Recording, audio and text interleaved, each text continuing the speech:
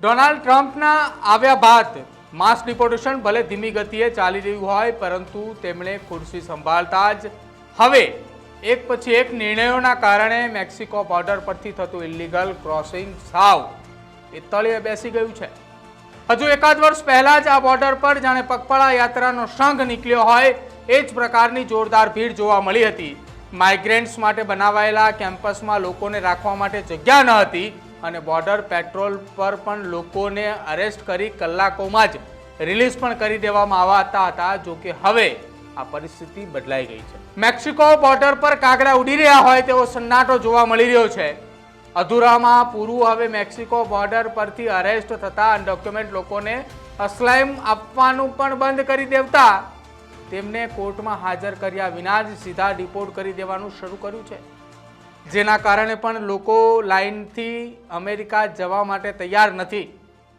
આમ તો Mexico border પરથી ભીડ ઓછી થવાનું બાઇડન પ્રેસિડેન્ટના છેલ્લા જ 6 મહિનાથી શરૂ થઈ ગયું હતું, પરંતુ ટ્રમ્પે આ સરહદ પર નેશનલ ઇમરજન્સી જાહેર કરી મિલિટરી ગોઠવી દેતા હવે મેક્સિકો બોર્ડર પર સ્થિતિ બદલાય તેવી કોઈ જ શક્યતા નથી અને કદાચ આ બોર્ડર અનડોક્યુમેન્ટ ઇમિગ્રન્ટ માટે કાયમ બંધ થઈ ગઈ છે એ નક્કી છે.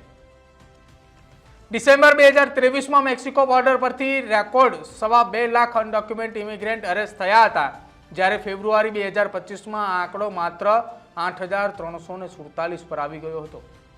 જ્યારે બાઇડનની ટર્મના છેલ્લા મહિનામાં એટલે કે ડિસેમ્બર 2024માં 47,330 લોકો એ અરેસ્ટ થયા હતા. જો કે ન્યૂયોર્ક ટાઈમ્સના એક અહેવાલ પ્રમાણે હાલની પરિસ્થિતિ જો કોઈ ફેરફાર ન થાય તો અમેરિકામાં મેક્સિકો બોર્ડર પર થતું ઇલીગલ ક્રોસિંગ છેક 1967ના વર્ષના સ્તરે પહોંચી જશે. મેક્સિકો બોર્ડર પરથી કેટલાય લોકો અમેરિકામાં એન્ટ્રી કરી તેનો અંદાજ એ ટાઈમ ગેપ ક્રોસ કરનારા લોકોની સંખ્યા કેટલી નોંધાય છે તેના આધાર પર કાઢવામાં આવતો હોય છે. ફેબ્રુઆરી 2025માં પનામાની હદમાં આવતા ડેરિયન ગેપમાંથી 408 માઇગ્રન્ટ પસાર થયા હતા, જ્યારે ફેબ્રુઆરી 2024માં આ જ આંકડો 37,000ની આસપાસ નોંધાયો હતો. આ જ રૂટ પરથી બ્રાઝિલવાળી લાઇનથી ઘણા ઇન્ડિયન્સ પણ છેલ્લા 1.5 વર્ષમાં યુએસ પહોંચ્યા હતા, જેમાં અમુક લોકોએ તો જાન્યુઆરી 2025માં પણ બોર્ડર ક્રોસ કરી હતી, પરંતુ તેમાંથી મોટા ભાગના લોકોને ટ્રમ્પે એમના ઘર ભેગા કરી દીધા છે અને બીજા પણ ઘણા લોકોને ડિપોર્ટ કરવાની હાલ કાર્યવાહી ચાલી રહી છે. ટ્રમ્પની પહેલી ટર્મ દરમિયાન હોમલેન્ડ સિક્યુરિટીના સેક્રેટરી રહી ચૂકેલા કેથેન સ્યુલીનું માનીએ તો બોર્ડર સિક્યોર કરવી કોઈ મુશ્કેલ કામ નથી.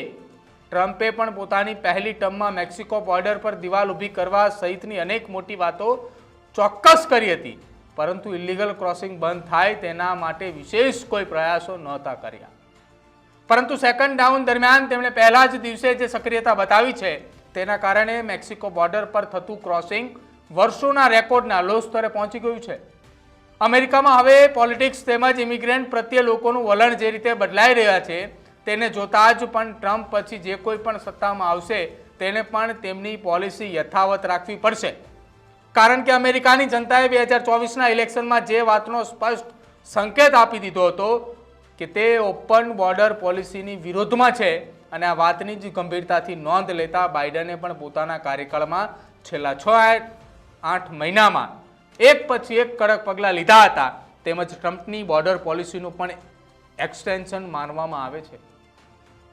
એક સમયે ટ્રમ્પની આખરી ઇમિગ્રેશન પોલિસી તેમજ માસ ડિપોર્ટેશન સામે બાયો ચડાવનાર ડેમોક્રેટિક સ્ટેટસ અને સિટીઝ પણ હવે ઢીલા પડતા દેખાઈ રહ્યા છે અને અમુક અંશે તેઓ માઇગ્રેશન એન્ફોર્સમેન્ટ માટે સહકાર આપવા પણ તૈયાર થયા ગયા છે. આ સિવાય ટ્રમ્પે મેક્સિકો પર જે લોખંડી શકંજો કસ્યો છે તેના કારણે જ અત્યાર સુધી જે મેક્સિકોમાં ઇમિગ્રન્ટ માફિયાઓ બેફામ હેરાફેરી કરતા હતા તે પણ લગભગ બંધ થઈ ગઈ છે. મેક્સિકો જો અમેરિકાને ગાંઠશે નહીં તો ટ્રમ્પે તેની હાલત હજુ વધુ ખરાબ કરી શકે છે અને મેક્સિકો એવું ક્યારેય નહીં ઈચ્છે કે ઇલીગલ ઇમિગ્રન્ટના કારણે તેના અને અમેરિકાના નિયંત્રણો વચ્ચે આખો આ સામનો કરવો પડે. જો કે અમેરિકા ગયેલા ગમે એટલા લોકો ધમપછાડા કરે પણ તેઓ માટે ઇલીગલ બોર્ડર ક્રોસિંગ સંપૂર્ણપણે બંધ કરવાનું લગભગ અશક્ય છે. ગુજરાતના જ કેટલાક એજન્ટો હવે પકડાયા વિના બોર્ડર ક્રોસ કરવાની નવી ગેમ પણ બજારમાં લઈ આવ્યા છે, પરંતુ હવે મેક્સિકોવાળી લાઇનથી અમેરિકા જવું કદાચ સામે ચાલીને મોતને આમંત્રણ આપવા જેટલું મુશ્કેલ છે, જોખમી છે, એ તો નક્કી જ રહ્યું. તમારું શું માનવું છે અમેરિકાની આ મેક્સિકોવાળી લાઇન બંધ થતાં? અમેરિકાની નવી લાઇનો શરૂ કરવાના હવે મૂડની અંદર ગુજરાતના એજન્ટો છે, પરંતુ એ ગુજરાતના એજન્ટોને ખ્યાલ નહીં હોય, ગુજરાતના એ ભોળા લોકોને ખ્યાલ નહીં હોય કે હવે અમેરિકા જવું એ મેક્સિકોવાળી લાઇન તો ઠીક, પરંતુ એ તમામ લાઇનો હવે મુશ્કેલ સાબિત થઈ જશે. તમારું શું માનવું છે અમારા અહેવાલને લીધે? ખાસ અમારા કમેન્ટ સેક્શનમાં જરૂર